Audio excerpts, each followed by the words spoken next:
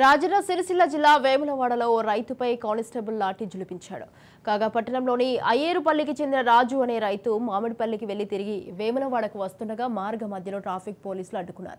అనంతరం రాజు సరైన పత్రాలు చూపించడంతో ఒక కానిస్టేబుల్ వెళ్లమని పర్మిషన్ ఇచ్చాడు. కానీ మరో కానిస్టేబుల్ రాజు పైకి తన లాఠీ విసరడంతో తీవ్ర గాయాలయ్యాయి. దీంతో హుటాహుటిన రాజును స్థానిక ప్రైవేట్ ఆసుపత్రికి తరలించారు. దీంతో కానిస్టేబుల్ పై చర్యలు తీసుకోవాలని కుటుంబ సభ్యులు డిమాండ్ చేస్తున్నారు.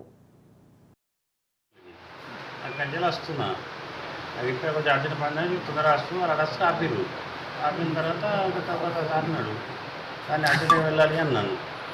అన్నీ ఉన్నాయన్నాడు బుక్ చేసినాడు చేయలేదన్న సరే బొమ్మన్నాడు.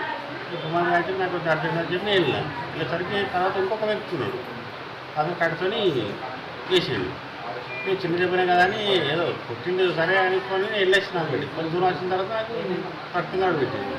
అంటే ఇప్పుడు మిమ్మల్ని కొట్టింది ఎస్ఐయా లేకుంటే కానిస్టేబుల్? ఇంకా అతను ఎవరైనా తెలియదు, ట్రాఫిక్ వాళ్ళు ఇక్కడ పట్ల వాళ్ళు అతను ఎవరైనా అంత గమనించలేదు కదా. వాళ్ళు ఆడినప్పుడు నేను కూడా వాళ్ళు ఎవరైనా అంత గమనించలేదు. ఎస్ఐ కానిస్టేబుల్ అని అంటారు. అతను కొట్టి మీకు అక్కడనే ఏర్పడలేదా మరి ఇది తెలియదు కొట్టిండు. చిన్న చెప్పిన వెళ్తాను నాకు అదే పని అని చెప్పి నేను వస్తున్నాను అనమాట. కొంచెం వచ్చారు రెడీ ఆడుతుంది. అయితే రెండు ఆడుతున్న కొట్లాడడం అంటే మనం ప్రాణం తగ్గించుకోవాలి కదా.